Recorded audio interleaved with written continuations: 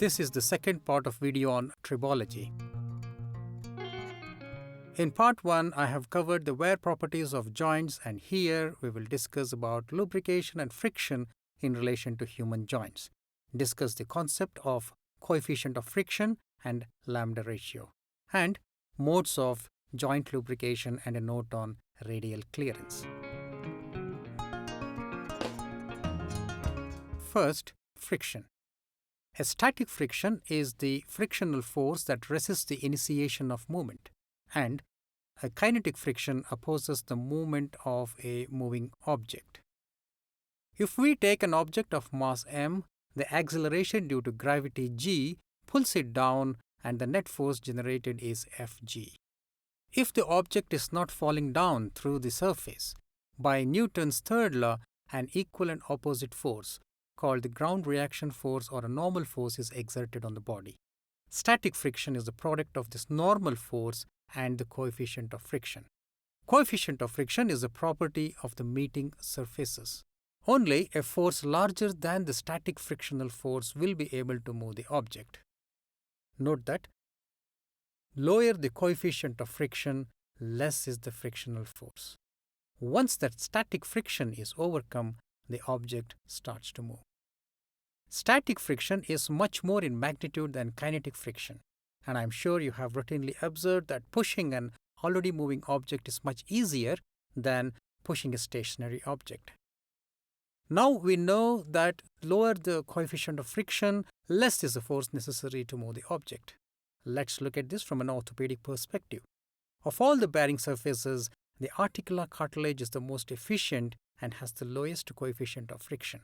This is followed by ceramic and ceramic articulation and ceramic and polyethylene, and highest coefficient of friction is found in metal on polyethylene articulation. Now, joint lubrication.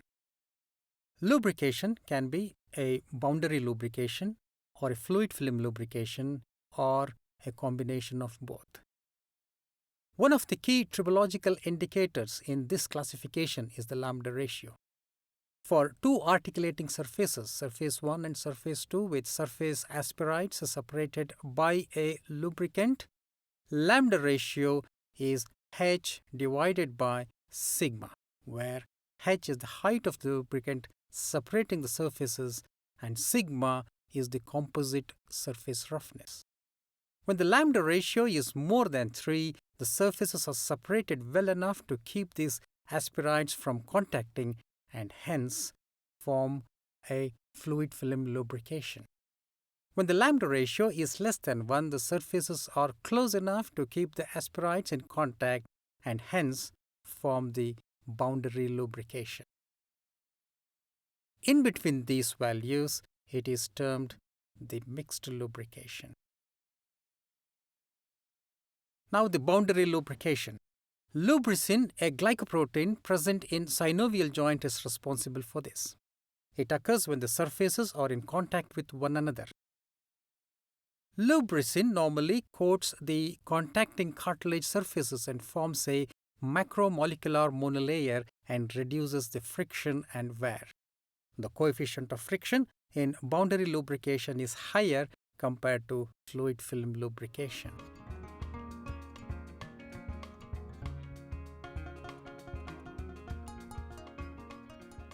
The fluid film lubrication is the function of the viscosity of the synovial fluid.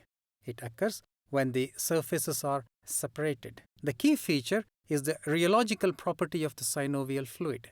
The viscous synovial fluid separates the moving surfaces of the joint and sustains the load.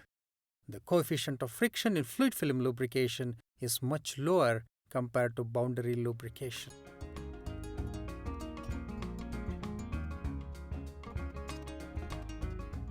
Now a quick look at the basic differences between these two.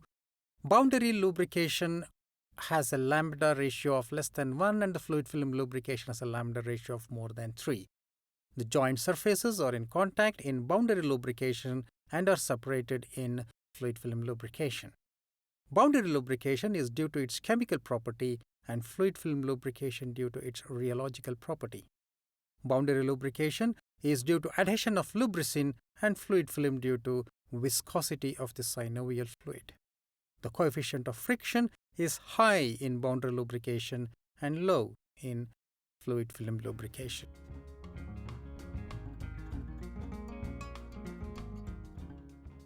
Now let's look at some of the subtypes of fluid film lubrication. If the surface asperities are separated while the joint is moving, it's called hydrodynamic. And if the surface asperities are separated while the joint is static, it's called hydrostatic lubrication. If synovial fluid ingress and egress from the articular cartilage when the load increases and decreases, it's called weeping lubrication. If the fluid squeezes out of the joint during compression loading, then it's called squeeze film lubrication. When the articular cartilage undergoes elastic deformation in order to maintain a fluid film throughout the motion, then it's called elastohydrodynamic lubrication. When the hyaluronic acid concentrates in the undulations and at elastic deformations and keep the joint surfaces separated, then it's called boosted lubrication. A mixed lubrication is the combination of above types. Before we wrap up this video, a quick look at another important concept in tribology called radial clearance, and it's usually applicable to hip arthroplasty. Radial clearance is the difference between the cup and the head radii. If R1 is the radius of the acetabular cup and R2 is the femoral head radius, then radial clearance is given by R1 minus R2. And it is important because it affects the lubrication and wear in the hip joint. If the radial clearance is large, that is, small head and a large acetabular liner, then it leads to point loading and linear wear. If the radial clearance is small, means the joint is quite congruent and it leads to equatorial contact and edge loading. Equatorial contact leads to fluid lock, resulting in high friction and wear. Similarly, edge loading leads to higher wear. This is the end of second part of the video on tribology. Thank you for watching.